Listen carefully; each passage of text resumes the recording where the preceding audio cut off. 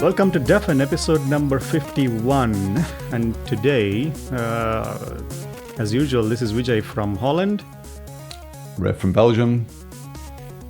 And we have our special guest, Sean, from the US of America. Yes, I'm from the Bay Area, California at the moment.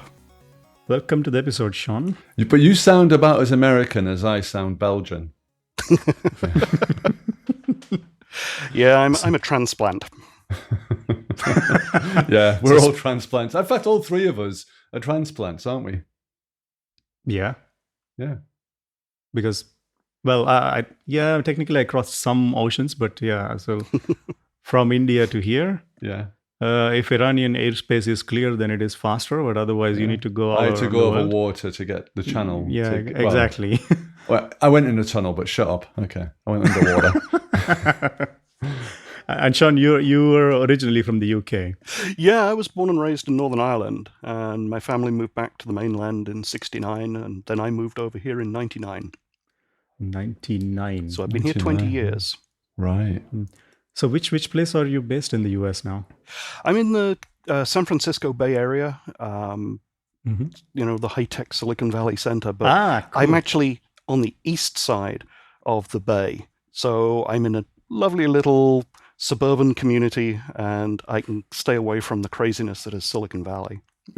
Okay. It's a beautiful part of the world, though, isn't it? It really is. I mean, Oh, yeah. I mean, today it's going to be in the 80s.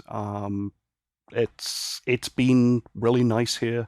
We get rain just through the winter, and then through the summer, it's all just dry and warm. Which, of course, is why we have so many wildfires. That's the bad part. Yeah, that's the downside. Yeah. But we don't get tornadoes, we don't get hurricanes, and we don't get flooding. So I'll take it. 1 out of 5. But you do. I mean, well, you're kind of on a San Andreas fault, aren't you? So I know friends of mine who live out there. They had to have special accommodations in their houses, special underpinnings and earthquake proofing. Is that something you have to do as well? Yeah, where I live, I'm right on top of the Hayward Fault. Right. Okay. It's the nature of fault lines in California that's where they tended to build the roads, because that was the best place to put roads. And I'm literally just a couple of miles off one of the main interstate freeways here. Right. So we do get earthquakes from time to time. To be honest, if it's a 4 or less, you just ignore it. Right. Even if it's a 5, it's kind of like, well, if it was right under your house, things would fall off shelves and break. But yeah, it does mean you have to have, everything that's up on a shelf has museum putty to hold it in place. The big bookshelf here in the office is actually strapped to the wall so it can't fall down.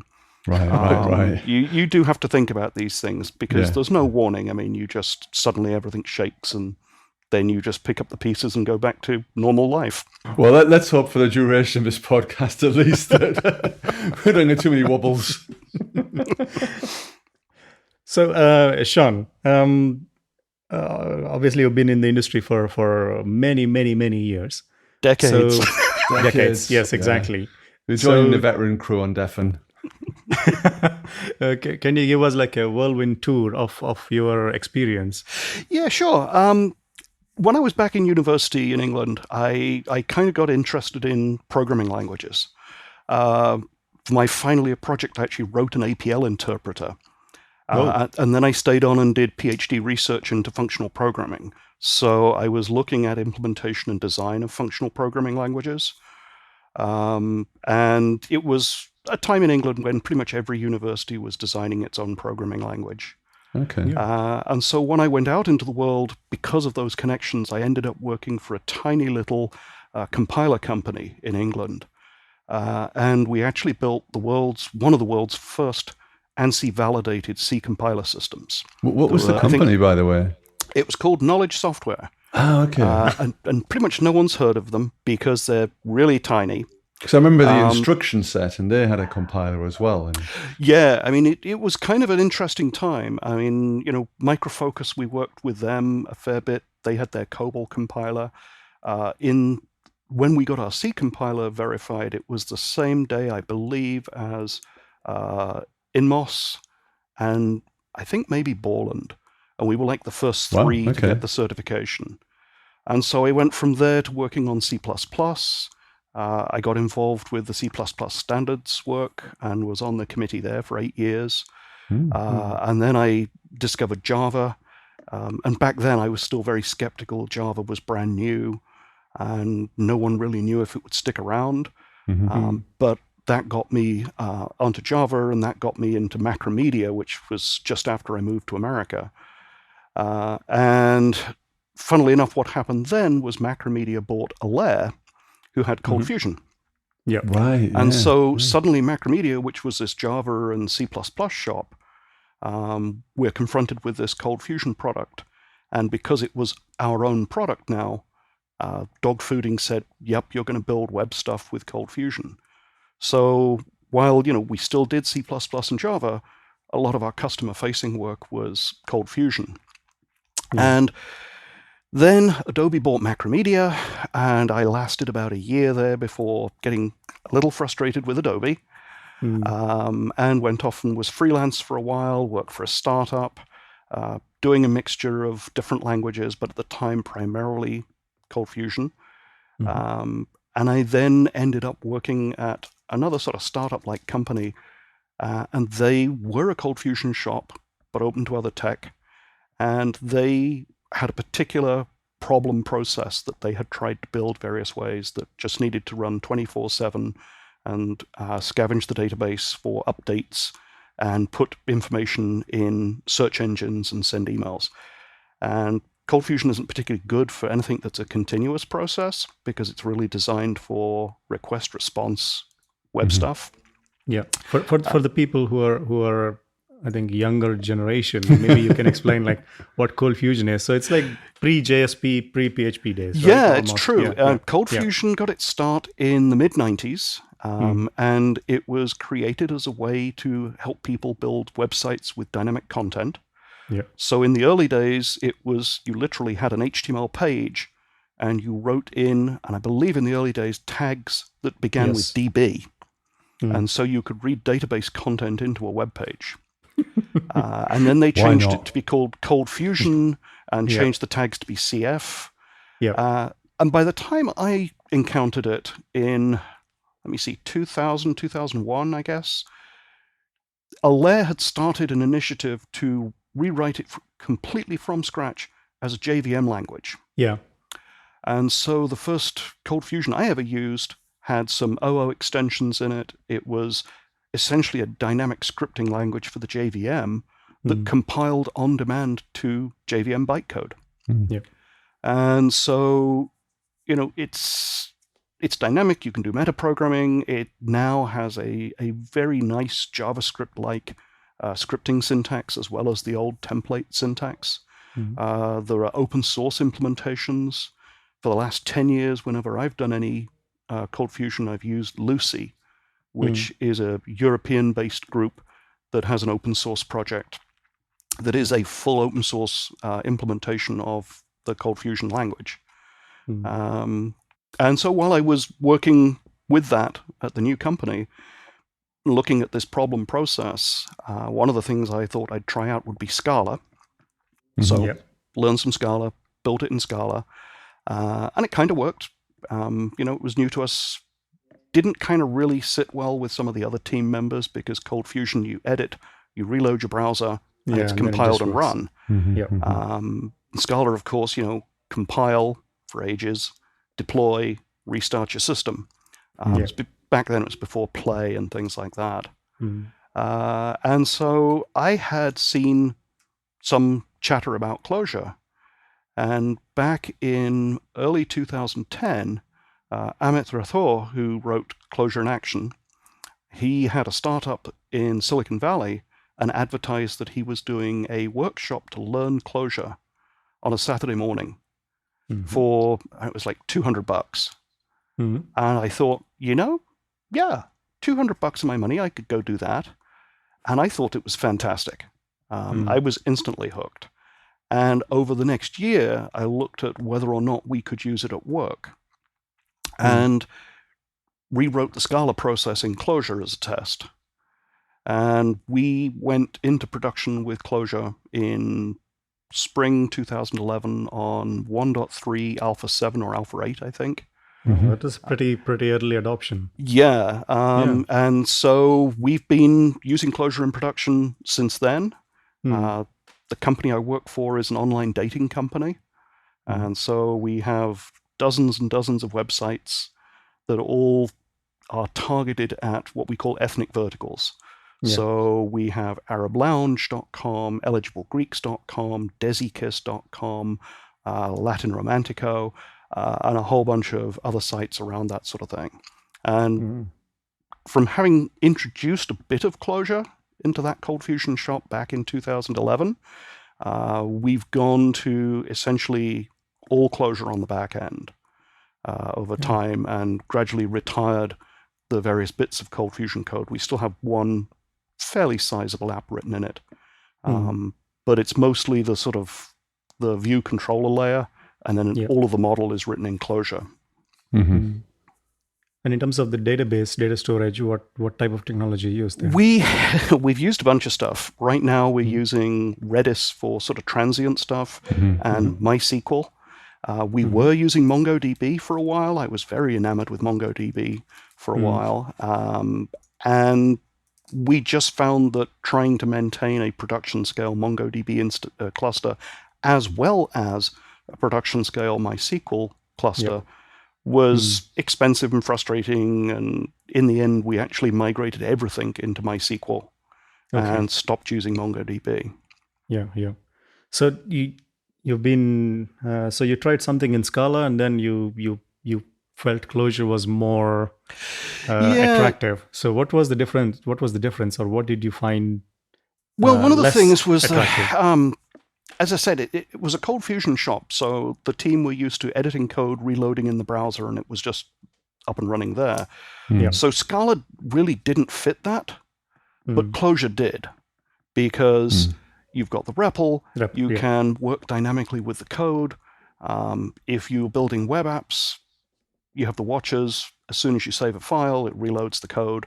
You just reload in the browser. So it actually fitted a lot better with what the team culture was.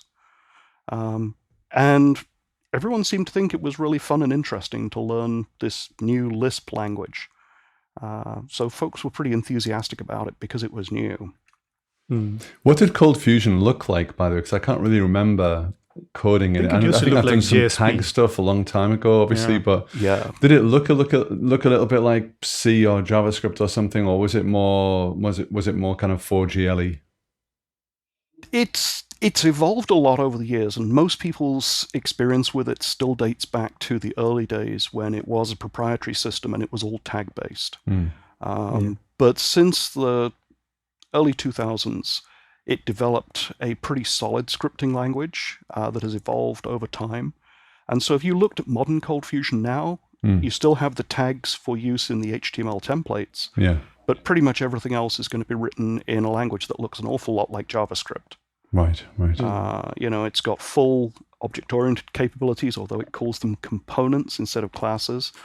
It's got meta-programming support, so you can modify components at runtime. You can do stuff like the onMissing method that other languages have. It's really quite a nice language these days, and it's kind of unfair that it's taken so long to evolve to that point. That a lot of people have just said, "Oh, it's a proprietary, weird tag-based system. Not interested."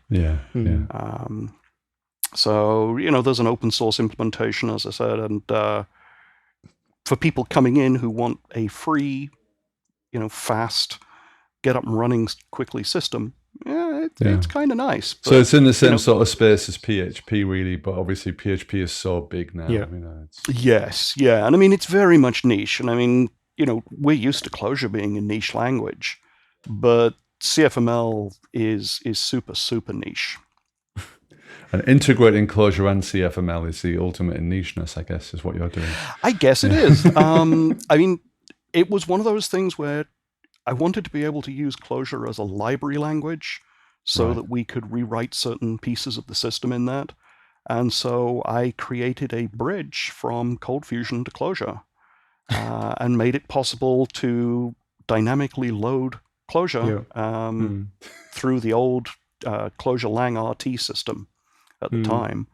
And so gradually we were able to rewrite the system from the bottom up in Clojure. And, you know, I've kept up with that. So we changed over to the Clojure Java API when that appeared, which was 1.6, I believe.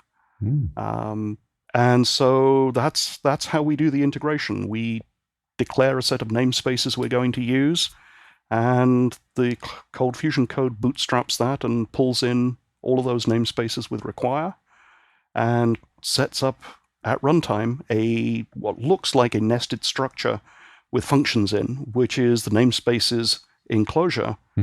And so apart from having the parentheses in a slightly strange space for us, it looks like you're running Clojure code. Oh, but how did because you started with functional programming and programming languages research, right? Long time ago. Long time ago.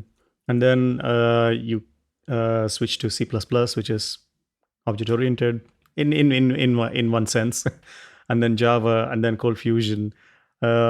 So how did this how do you see the functional programming thing in Clojure now compared to when you started?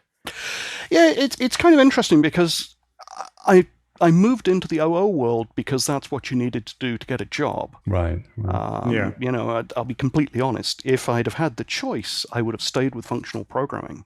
And I must admit, when Haskell appeared in 91-ish, it was drawn from a lot of the university languages that were being created. And I was very excited about Haskell. I was like, great, finally, you know, functional programming is going to take over the world. We've got this robust, state-of-the-art language. And of course, that didn't happen. And so I was like, well, you know, I'll go learn C++ and work on that. And I never thought we'd get functional programming back, to be honest, in the mainstream. So when I started to see functional programming becoming more of a buzz, and seeing more adoption of the ideas from functional programming, it was really, really nice to come back home to that idiom.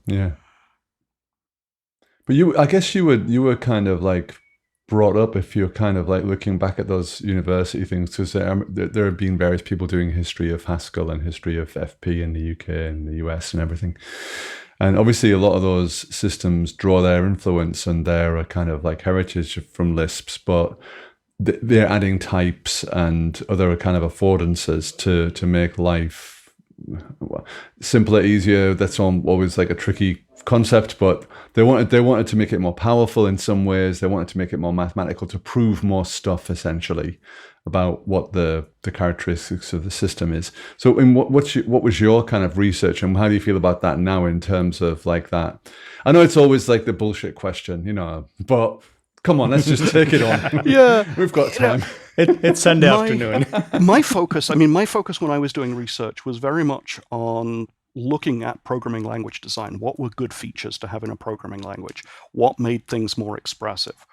And so I built initially what I did actually was I built a Lisp system using Peter Henderson's LispKit implementation.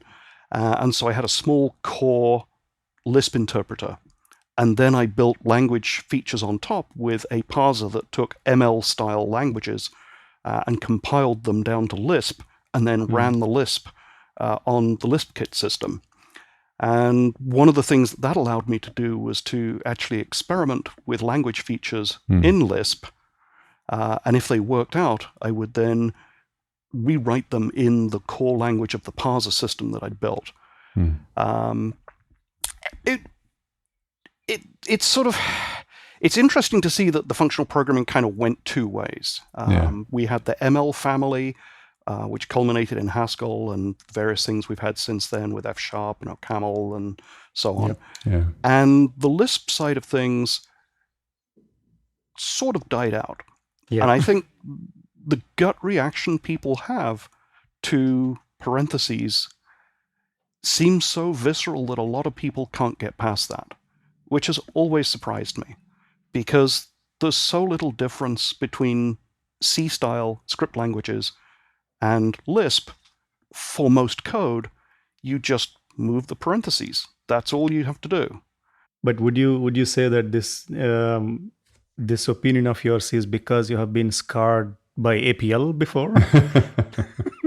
Actually, that's true. Yes, of course. My final year project at university was to build an APL interpreter, and I actually had to implement has it some in weird shit Pascal. in it. I liked APL. I thought APL was pretty impressive. I tried it like one day or half a day or something using Emacs. I'm like, what the fuck is this? Like all these weird symbols and shit. Like my brain blew up. I'd done a sandwich placement year when I was at university. I did a sandwich placement with an insurance company. And discovered that they had a few people using APL there.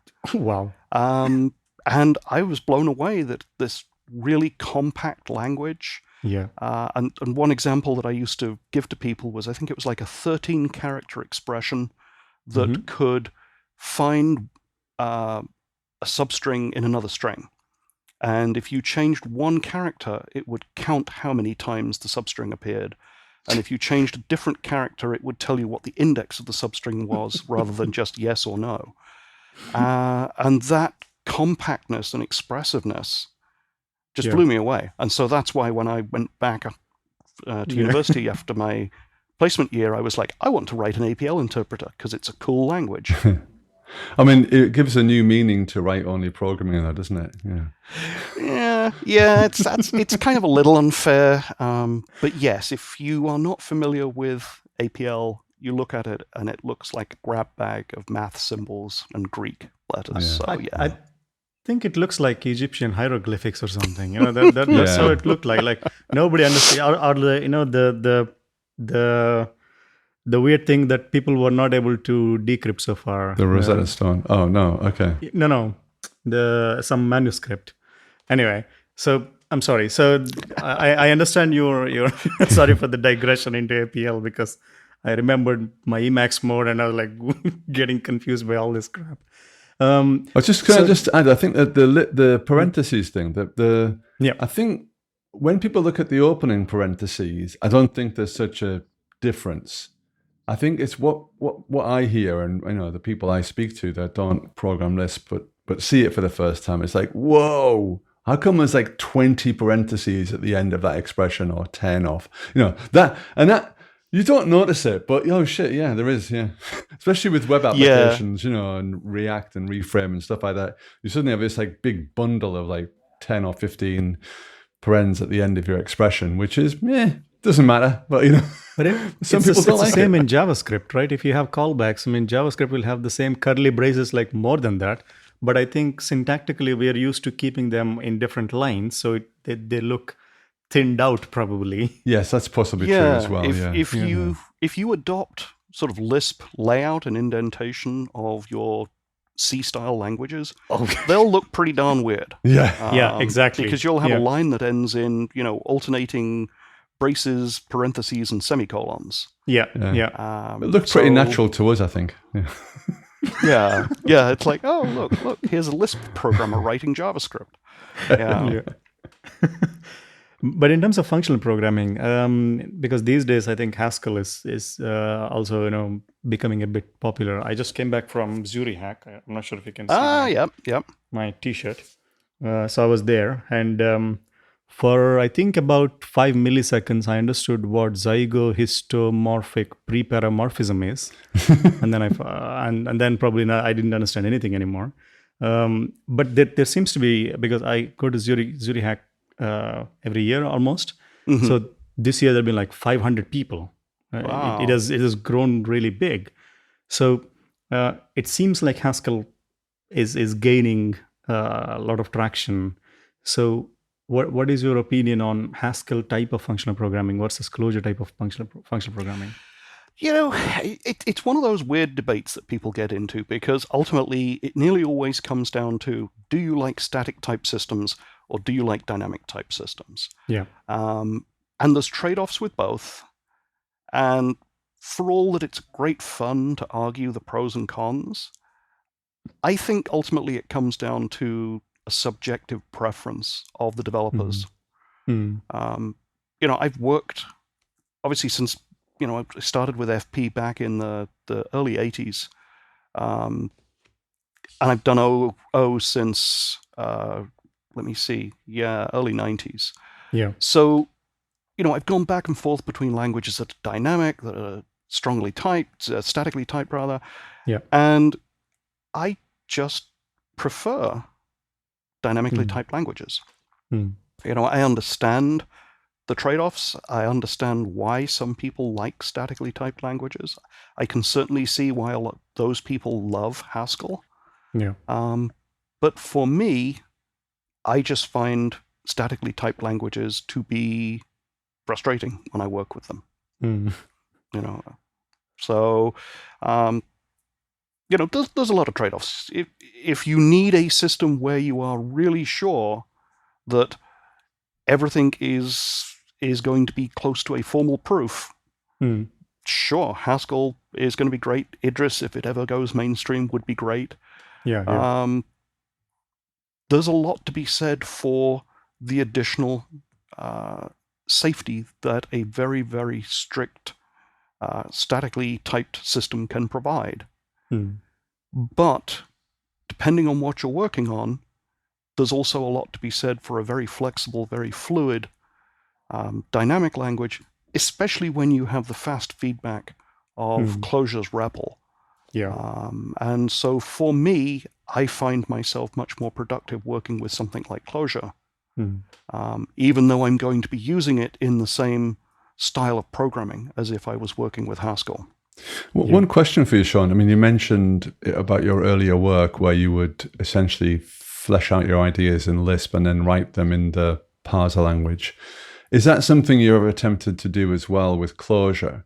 In other words, use Clojure, and I've heard people do this, that they use Clojure as a kind of experimental land, and then they will write it in a more kind of optimized for the hardware type language after they've got the basic design and the feasibility all worked out. I could see myself doing it if I worked in a different industry.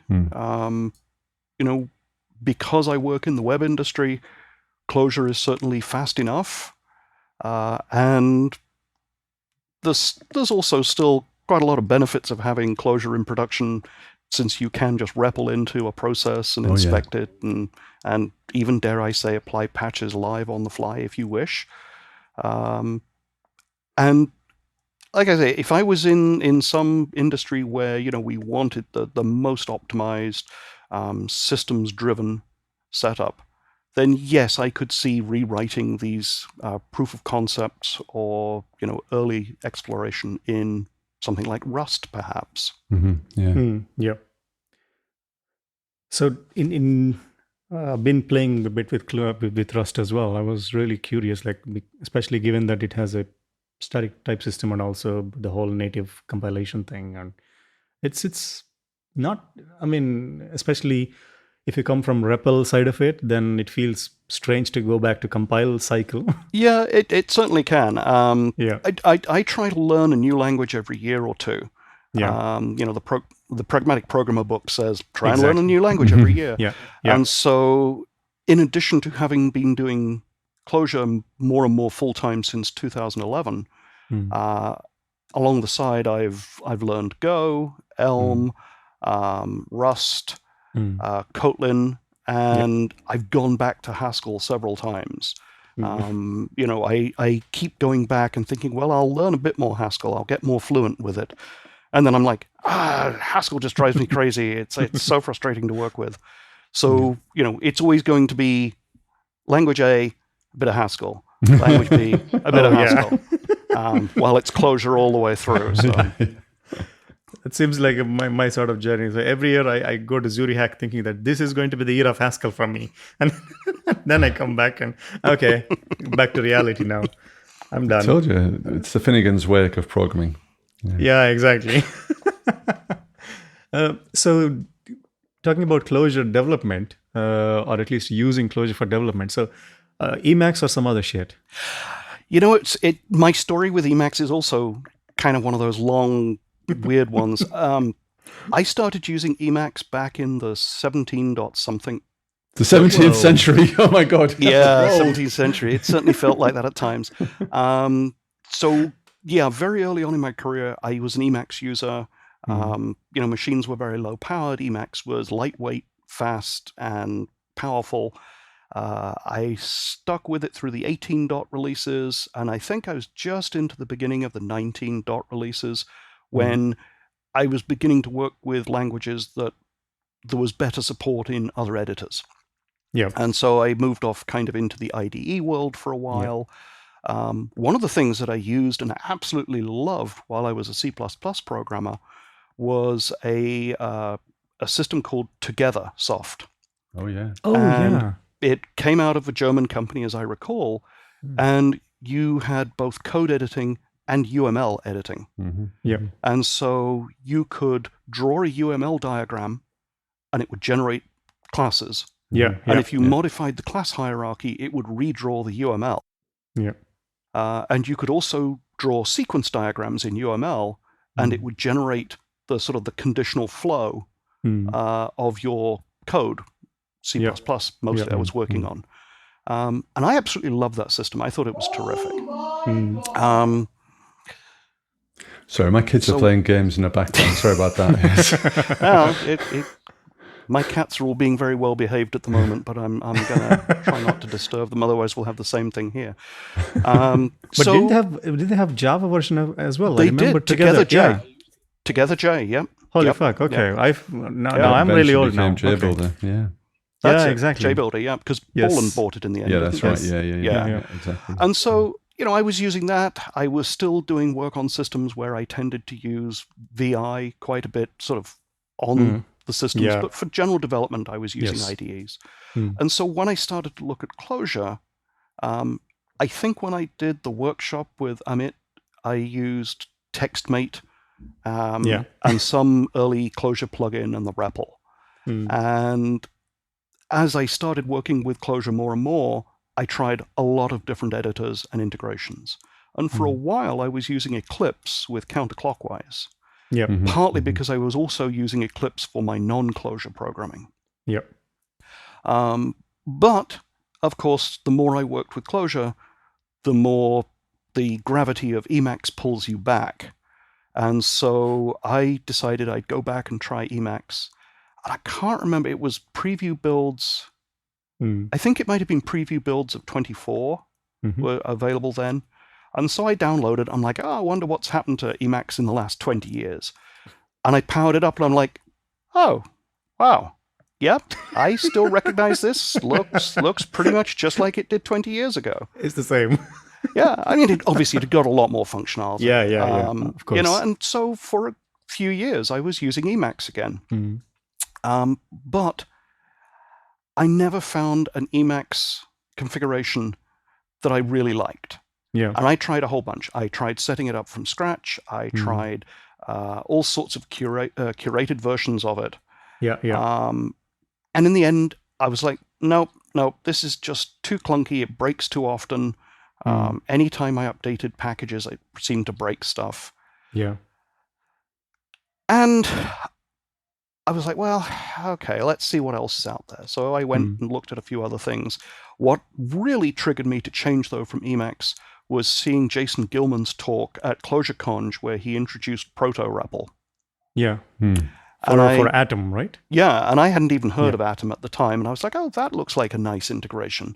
Let me go try that. And I loved it. I thought it was terrific because it showed all of the results in line in Atom, and it just seemed a really nice, flexible system.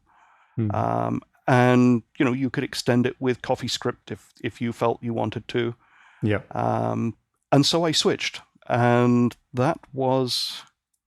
Gosh, I can't remember when he did that talk, but I've been an Atom user ever since. And I switched from proto-REPL to Chlorine. Trying to think, that was December last year, so I've been a Chlorine user for about 6 months at this point, 7 months. I don't even know what Chlorine is, actually. What is Chlorine? It's a new Clojure plugin for Atom, but it works off a socket REPL. So you don't need nREPL as a dependency. You don't need an nREPL server up and running. You just need a socket REPL. And it uses unREPL under the hood to load the blob into, I think that creates another socket REPL that it uses for the control side of things. And what I like about that is I can take any closure process I've got, I can add in the JVM option at startup, and now I've got a closure process I can connect into with my editor and do full evaluation and all the things that I'm used to doing in Emacs, but I can do it from a nice, friendly IDE, editor, running against any process at all with no extra dependencies. Yeah. So you haven't moved it to all the cool kids moving to VS Code yet? I keep trying VS Code, and I like it. I mean, it's nice. I haven't managed to get used to the key bindings, and I don't want to redo all of the key bindings just so that I'm comfortable with it. Who knows? I might end up switching to it. Everyone else seems to be loving it. Yeah. The funny thing for me, though, I looked at it and I thought, the branding is a bit weird. Having an editor called Versus Code, it's like, whoa, what's going on here?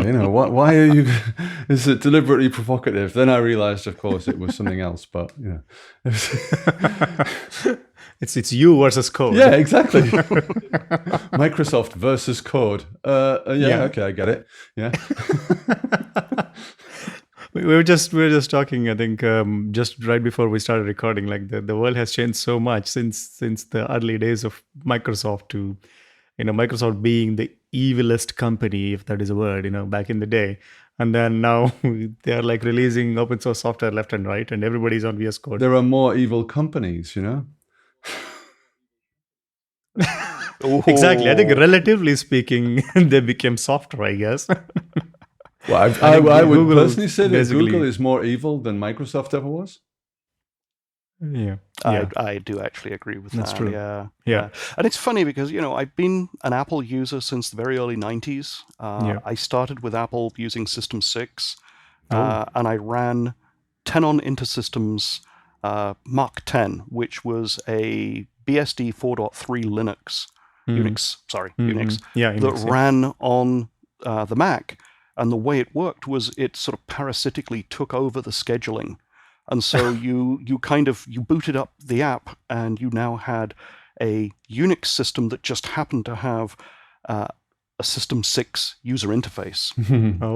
And that was what I used for development, because it had full command line, and I was writing a lot of C code back then. So you had Mac OS 10 before Mac OS 10 existed. And I stuck with System 6 and then System 7 and through 7.5. And then I skipped 8 and 9 and then jumped to 10.1. Okay. So for me, Apple Macs have always had a Unix-like command line system under the hood. What's that, 25 plus years. Yeah. Wow. So when Microsoft started putting Unix-like stuff on it, I'm in the insider program for Microsoft, and I have run fast-ring builds of Windows 10. So I got very early builds of Windows Subsystem for Linux when it could run Ruby, but it couldn't run the JVM. And then it could run the JVM, but it couldn't run Lineagen for some of the stuff Lineagen did. And then it could run Lineagen, but it couldn't run boot. Wow. But the nice thing was Microsoft were doing all the bug tracking out in the open. They had a GitHub repo. Their engineers were very, very proactive in responding to stuff. And I was like, this is different. This is interesting. And gradually over time, I've adopted much more Microsoft stuff than I ever thought I would.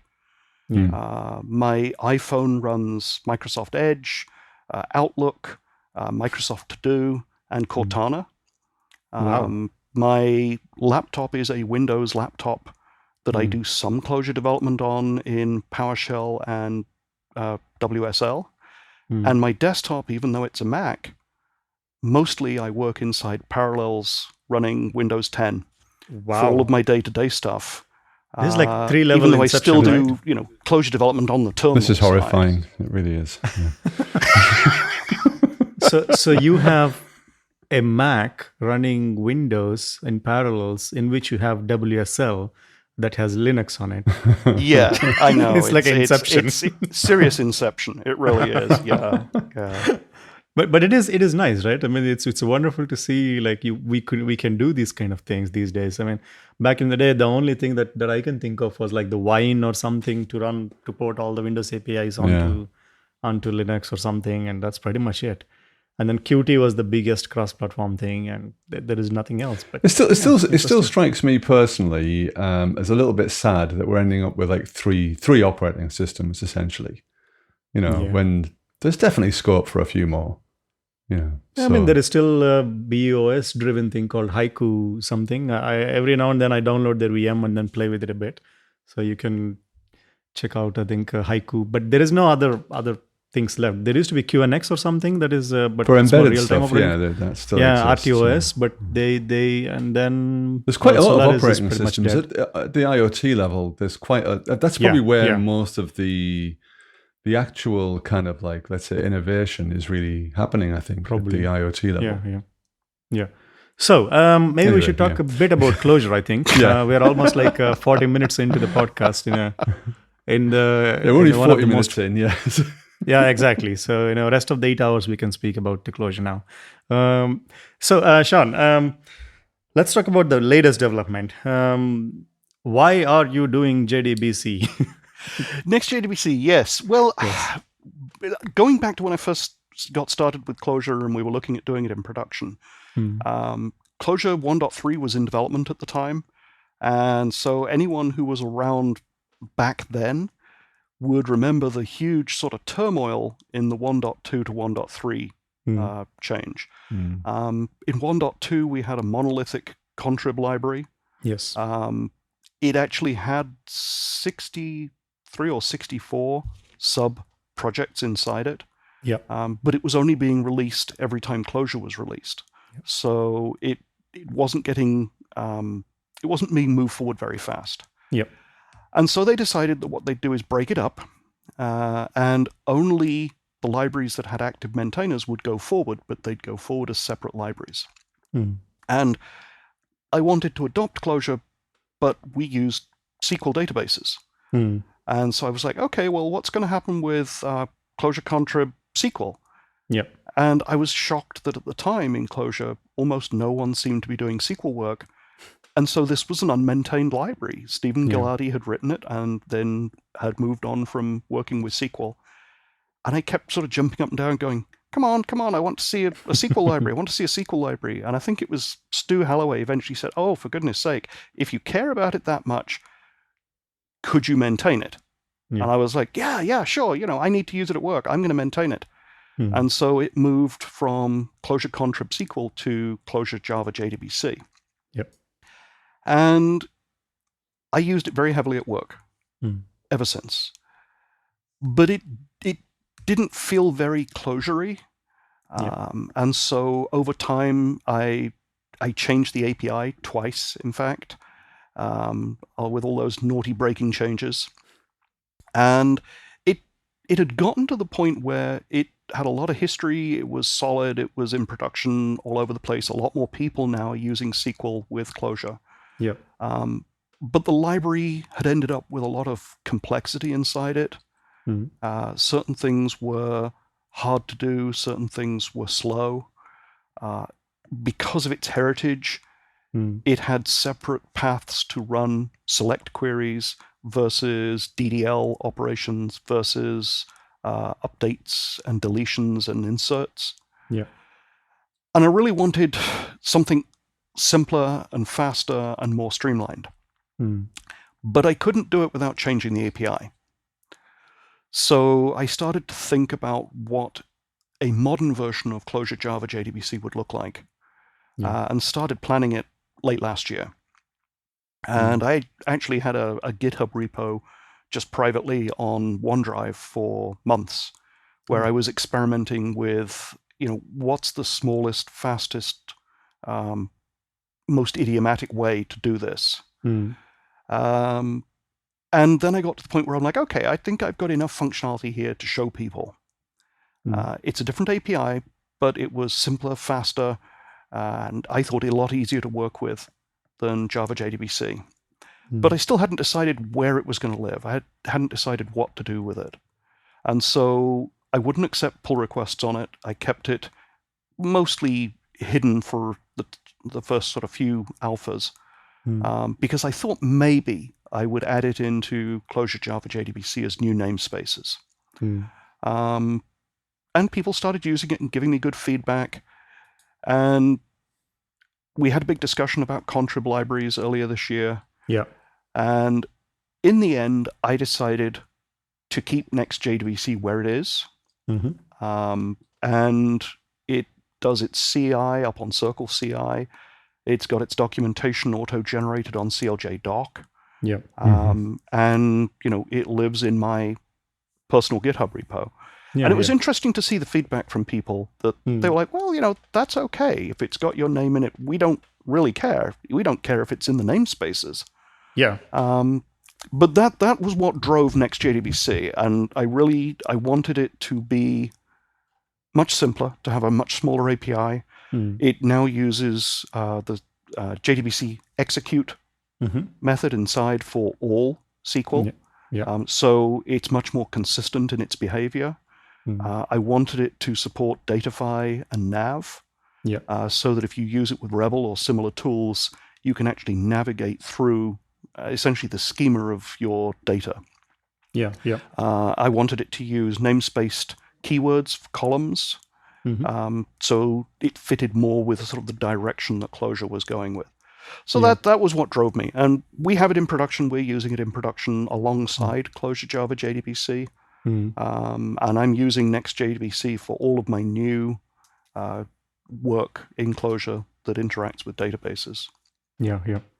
So apart from this, you're involved in multiple projects like CLJ Time, and you've been contributing to a lot of other projects, including Clojure Core. So as a person who has seen all the controversies around all the community-driven versus all this stuff, so what is your opinion on this thing? Yeah, I think I got to a point where I was a bit frustrated about what was officially said about contrib.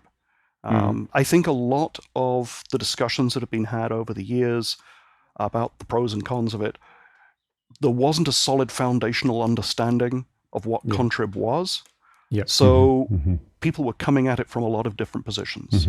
And I kind of badgered Alex a bit about it and said, we really do need to have this stated much more clearly, because I think if it was much clearer what contrib was about, people would stop kind of haranguing the Clojure core team about those contrib libraries. And we've seen several pages go up on clojure.org now that help explain what contrib is, how it's governed, how it got to be the way it is.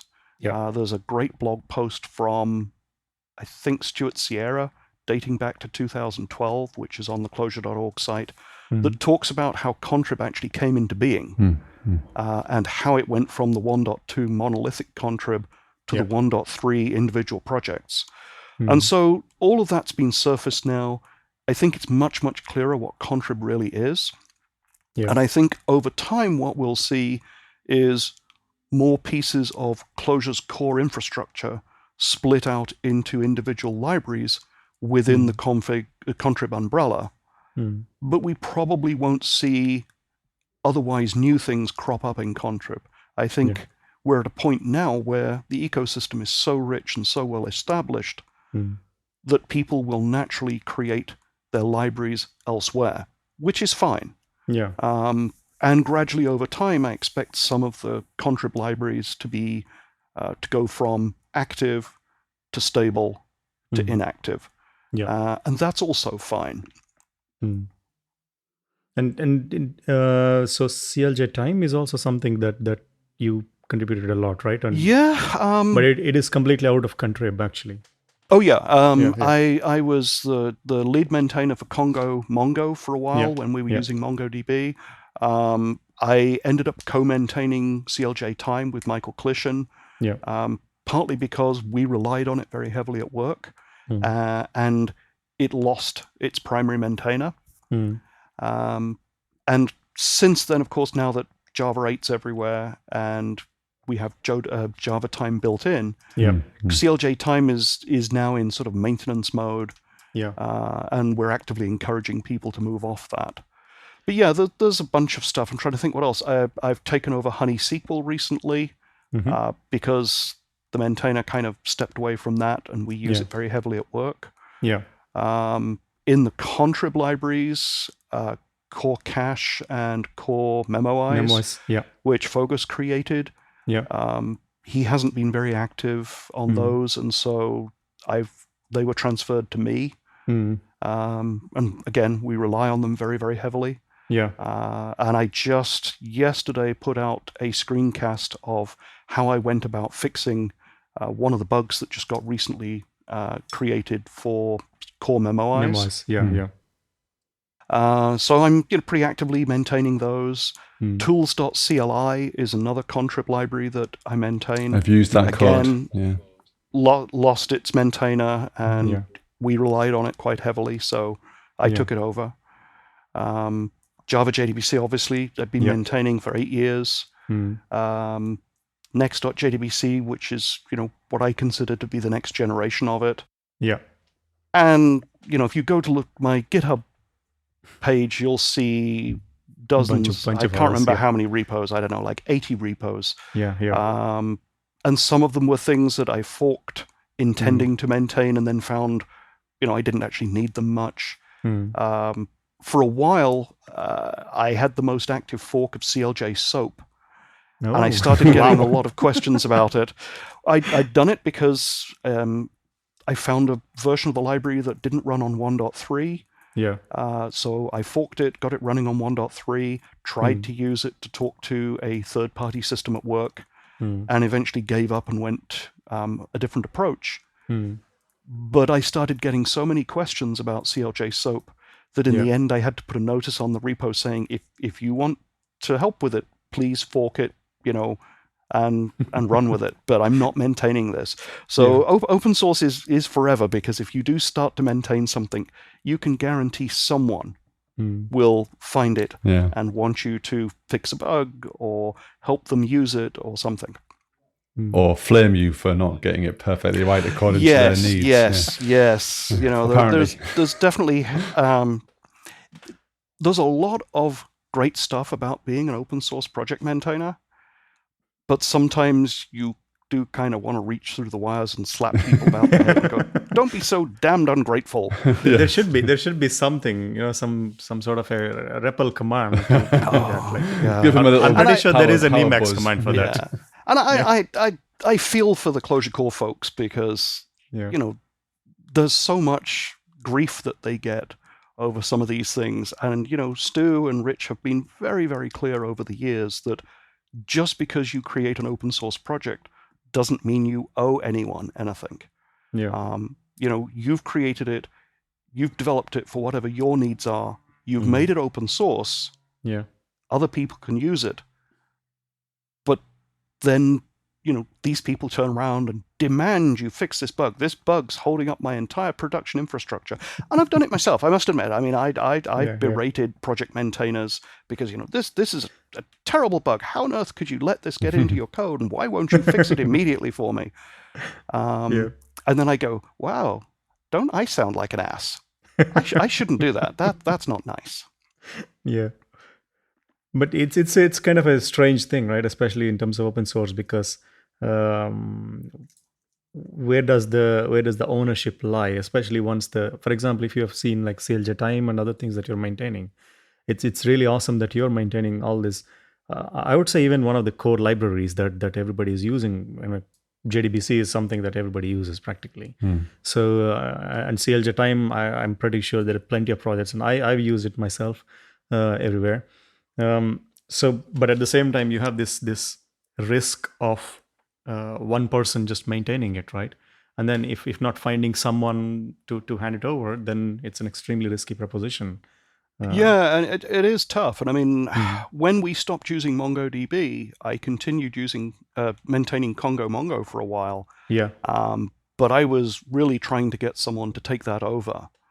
And then, as the maintainer of it, I was going, well, if you're starting using MongoDB, I'd go use Mongo because that's actively maintained and Congo Mongo isn't.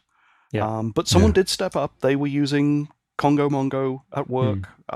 They were heavily invested in MongoDB. Yeah. And so they've done a lot of work on it since I handed the project off to them. CLJ Time's kind of the odd one because we've sort of actively deprecated it and told people to use Java Time instead. Yeah. But a lot of people still seem to pick it up and run with it, even though the README is quite clear. Yeah, that's an interesting thing, right? Because if you think about it, we have JDBC and there is a nice closure API that you're building on top of it. Don't you think CLJ Time has the similar kind of vibe? I mean, for me, it feels like... Sure, it absolutely does, but it's built on top of Joda Time. Yeah, exactly, which is and deprecated. The Joda project has said, stop using Joda, go migrate to Java Time. And so that's really why CLJ Time is in maintenance mode at this point. Yeah, probably there is a need for CLJ Time next. Yeah. That is going to be on top of Java Time. Time and date is such a hard area. Yes. So, I've said to people, go use Java Time directly via interop.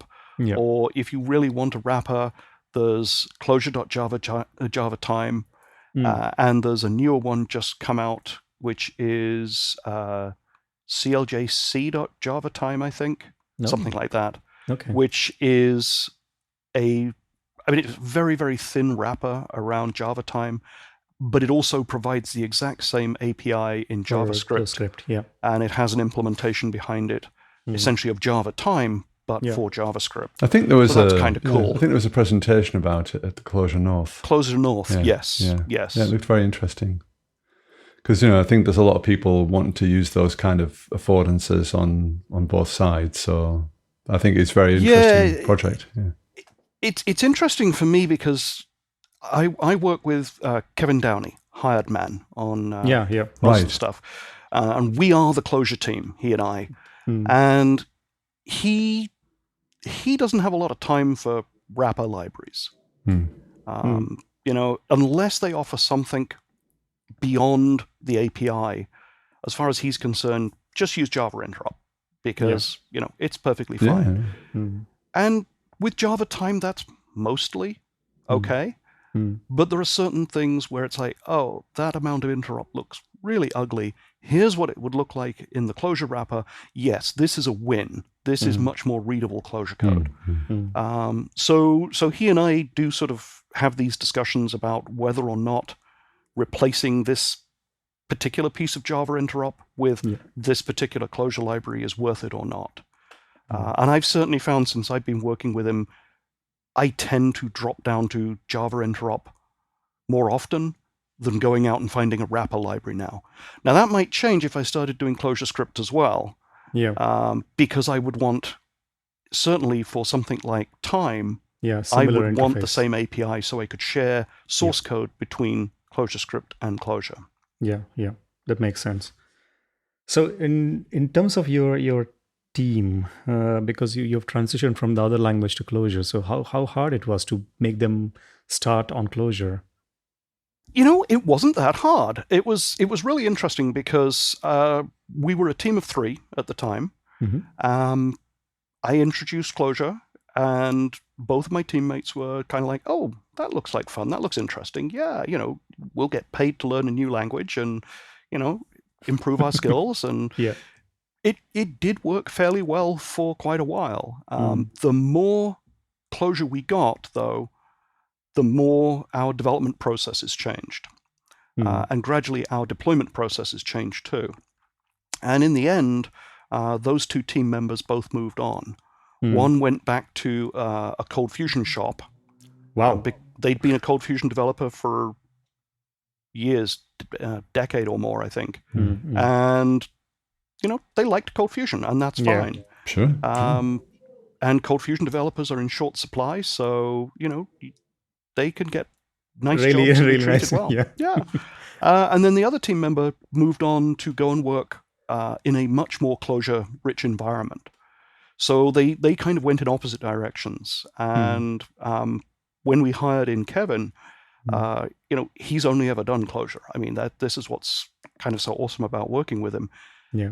Clojure was basically his first language, and so he's very steeped in Clojure thinking, and that's really nice because we don't end up having discussions about should we do this in Clojure. Yeah. We might have discussions about how we do this in exactly. Clojure. Yeah. And the two of us, we're pretty darn productive. It's one of those things where you can get a lot done in Clojure with very few people. Yeah. So how does your stack look like in terms of Clojure? Well, most of the apps we have are web-based. So they're Ring, most of them are Composure. We have one that uses Biddy for routing. We run on the embedded Jetty adapter for everything. We use Selma for any HTML templating we need. Several of the apps use Core Async fairly heavily. And then the different apps use a lot of different things depending on what they're specifically for. Yeah. We have OAuth 2 authentication system. We've built our own OAuth 2 server. So there's a whole bunch of Apache libraries bound into that on the Java side. Our sort of corporateware is all based on Office and Microsoft authentication. So we have a bunch of Microsoft libraries that we use for all of the interaction with the Microsoft systems there. It's a pretty varied setup. We use Redis, so we use Redison because that handles the clustering very nicely.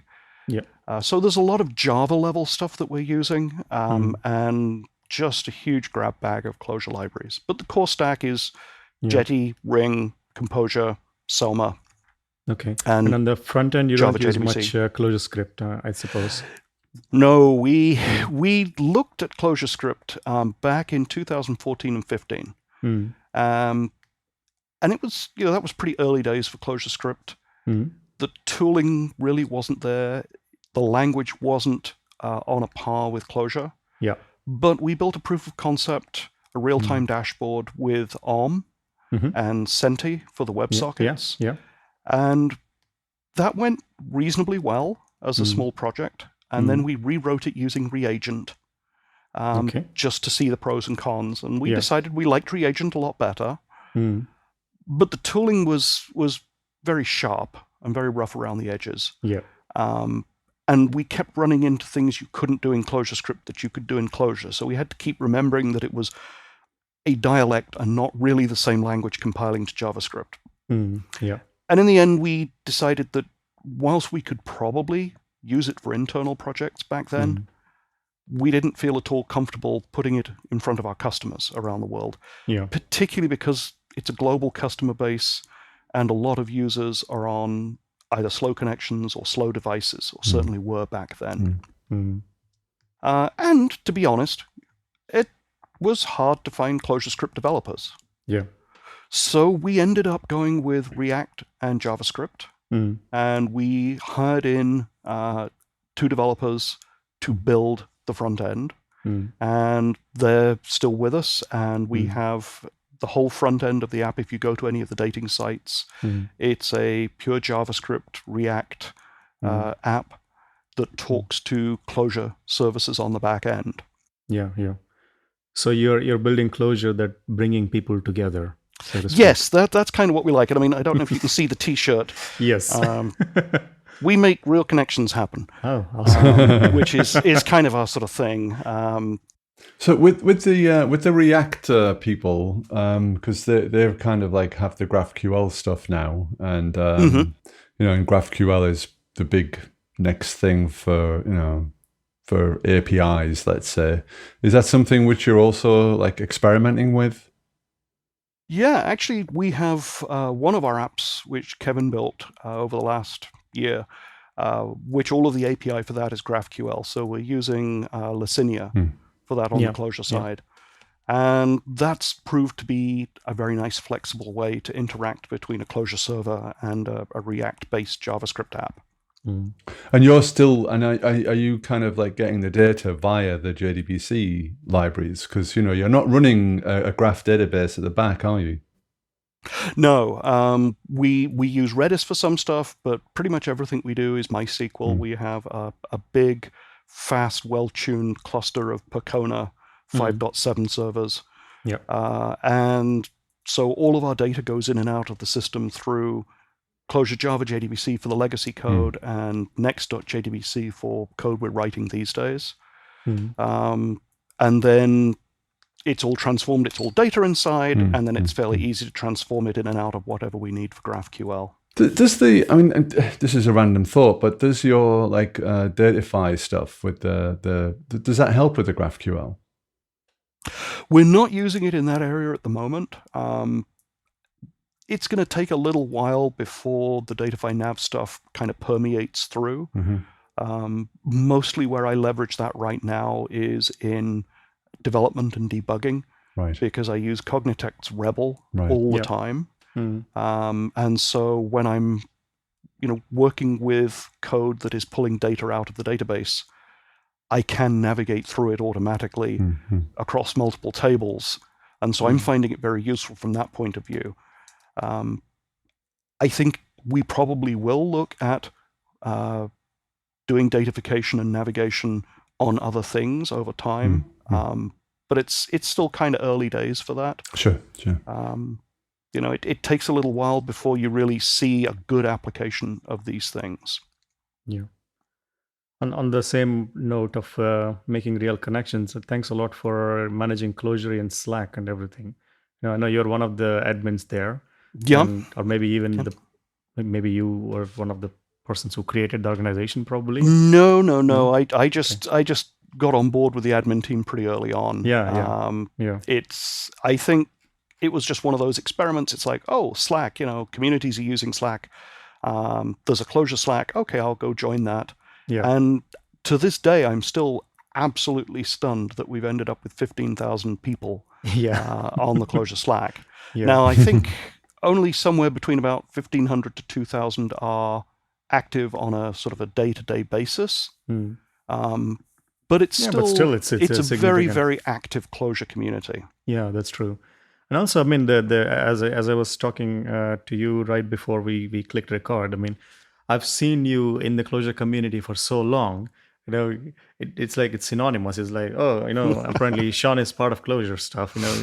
It's impossible for me to not to see your name anymore anywhere, because you're so helpful on Slack. You are so helpful even on Zulip. You joined early on there, and on Clojureverse, for example, and you take time to help other people, which is really amazing, and all the libraries that you're maintaining, and this is extremely helpful, and hopefully you keep making more of Clojure stuff at work. Yeah, we're deeply invested in Clojure at work at this point. Yeah, that's amazing. And also I see every time there is a new release, I immediately see your email saying, oh, we tried this alpha on our systems and everything is fine. It's like if you say everything is fine, I'm like, oh, okay, that seems like a big code base, so I'm happy. Yeah, I mean, and with this all started because, we got going before Clojure 1.3 was actually gold release. So if we wanted to go to production, we had to go to production on a pre-release build. Yeah. And one of the things that's so amazing about Clojure is it's so incredibly stable that we've been able to adopt alpha and beta builds of every single Clojure release and go to production on them. Yeah. And I'm trying to think. I think we got shot in the foot once, and we dodged a bullet once. When 1.5.0 came out, it had a bug in that was quite a showstopper in production for some people. Yeah. And 1.5.1 was released very, very quickly. And it just so happened that our release cadence had us go to production on a release candidate, and our next production release happened to fall after 1.5.1. So we didn't actually have 1.5.0 in production. Okay. But it was almost pure coincidence. Yeah. But when the spec stuff started, we adopted that very early on. We ran with pre-release builds of 1.9, pre-release builds of 1.10. I'm chomping at the bit to get hold of spec 2. We actually have a branch of our code base at work that runs on it. But until Alex gives me the green light that it's supposed to be, robust alpha. enough and stable enough to be used in a real world app, I'm not going to pull the trigger on that. Okay. But yeah, I mean, we, as a company, we do try to be to take advantage of the new things that come along. Yeah. Because it makes our lives easier. Yeah, and also you're providing like a real world code base feedback immediately to and that is also helping a lot to the community, right? I mean, there might be other people who are not as fast as you in terms of adopting, but at least you're helping them, giving some sort of an idea of where the code base is. Yeah. And I really do want to encourage people because I'm very, very happy working with Clojure. And I've been very, very happy working with Clojure alpha and beta builds. And so I really do want to encourage more people to use Clojure, to pick up the new features as soon as they become available. It's kind of, again, Spec 2, it's kind of an interesting thing. I'd love to encourage people to play with it. But if I encourage people too much, Alex usually pops up and goes, "Oh, wait a minute, it's not ready for release yet. Don't do that." One of the things I use from you actually is CLJ new. Because that makes it pretty easy to start a new deps.eden project, which I've got to say for me, I think that's been, for my personal workflow and at work as well, that's been huge, the deps.eden stuff. It really has. Yeah, we switched over completely last year to CLJ and deps.eden. We obviously, when we got started with it back in 2011, the only game in town was Leiningen. Yeah, sure. And I tried early versions of Boot when they appeared, and it wasn't cross-platform, and it seemed kind of fragile and weird. But when 2.5, I think it was, came out, that was just a really strong, solid, stable product at that point. And we actually switched from Leiningen to Boot in, I want to say 2015. I think it was December of 2015. And we hit a bit of a wall with Leiningen. We have a mono repo. We have about 30 sub-projects in our mono repo. We needed to be able to manage and build them all individually, but we also have a lot of source level cross usage. And we didn't want to have to build artifacts just to depend on projects across the mono repo. And part of that is legacy reason because of the Cold Fusion stuff, which is all based on using Clojure from source, not from libraries, even though we could package everything up in libraries. So we switched to Boot. It was much, much easier for us to build custom tasks. We kind of got in very deep with Boot. We ended up with something like a 2,000 line build file. Wow. Which had a huge number of tasks in it that all should have been separated out into different namespaces. But, you start off and you go, well, I'll just add this one task. Oh, no, just add this second task. And I might as well add these next 3 tasks. And then suddenly you've got this giant monstrosity.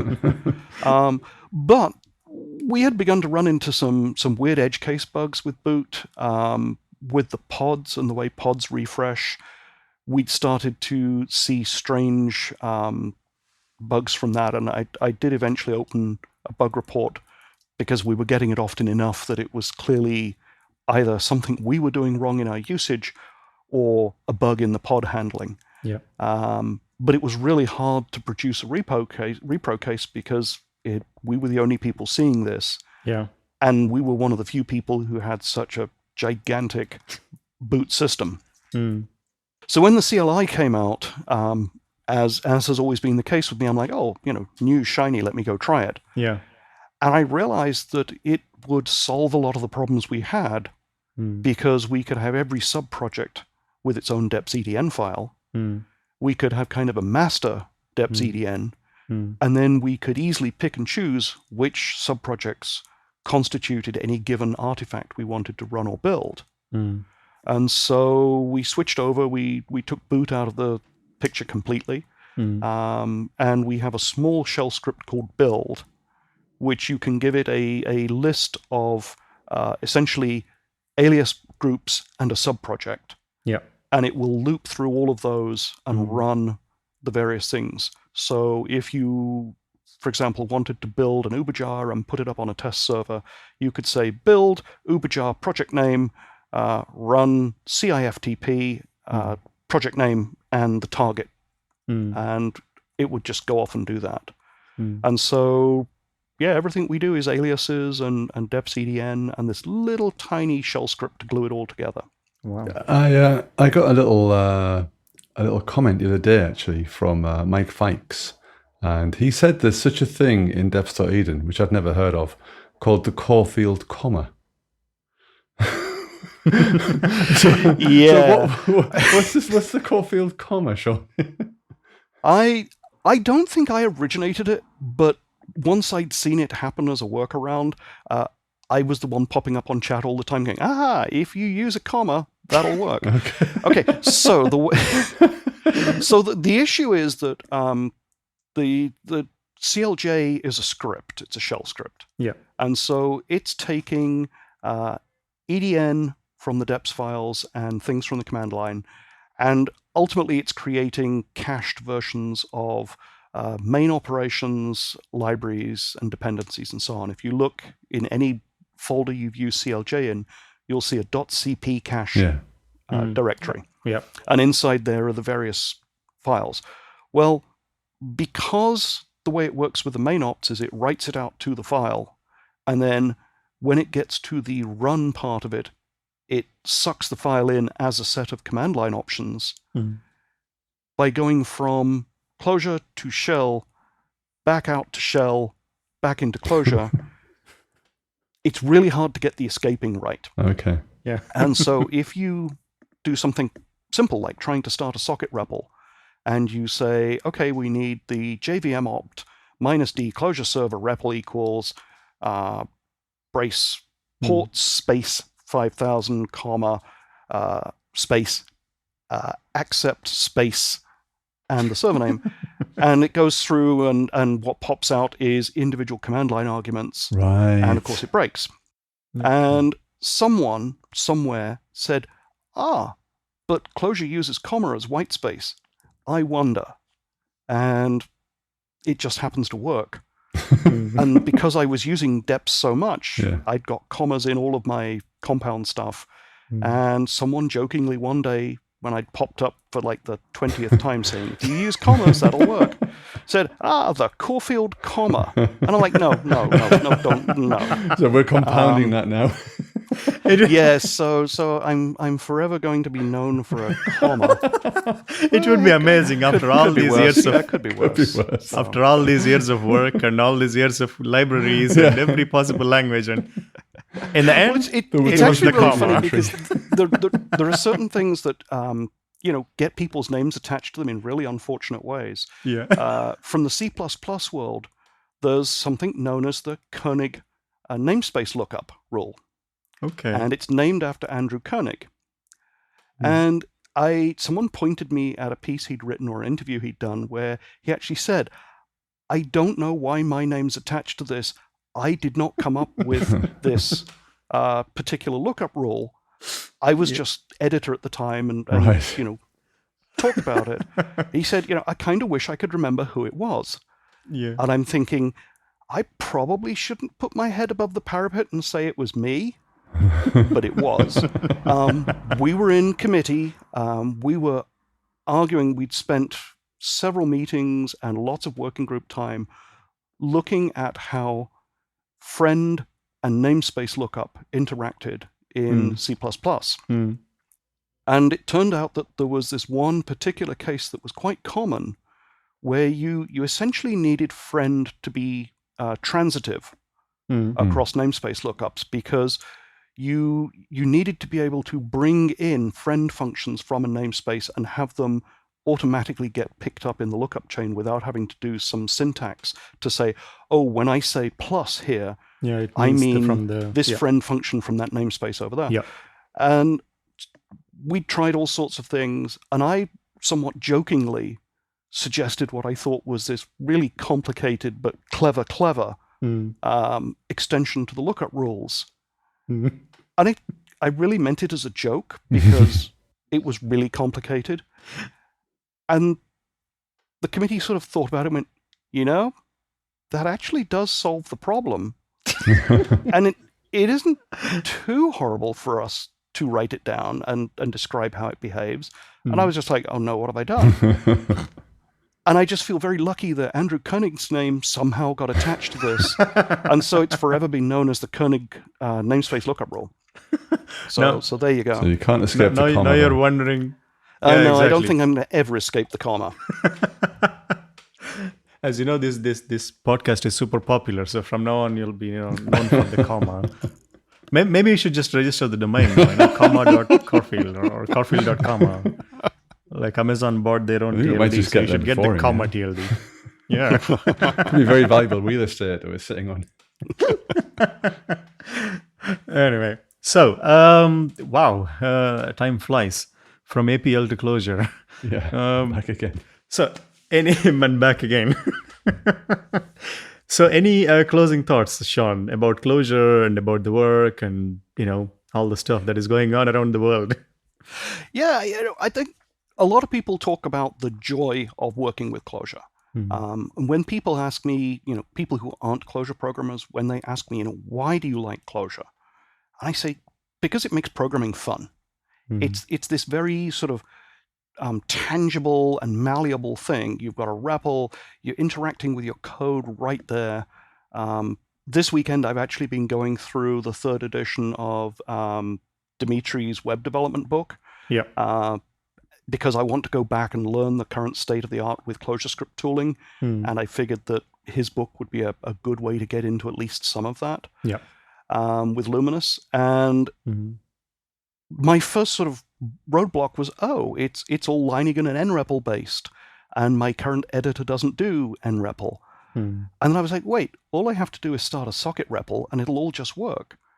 So, I added a line profile called socket, which adds the JVM op to start a socket REPL. And so whenever I'm doing any of the examples from the book, I just say line with profile plus socket, whatever. Yeah. Connect my editor to it, and right there I've got all of the code. I've got all of the muscle memory of everything that I do working with it. And so that's what I really love about Clojure, and that's what I tell people, that it's so involving, it's so fun. Yeah. And we live in a world where, fun sometimes isn't a bit of short supply, particularly when you're working. Yeah. So to find something that will bring joy to your work, I think is terrific.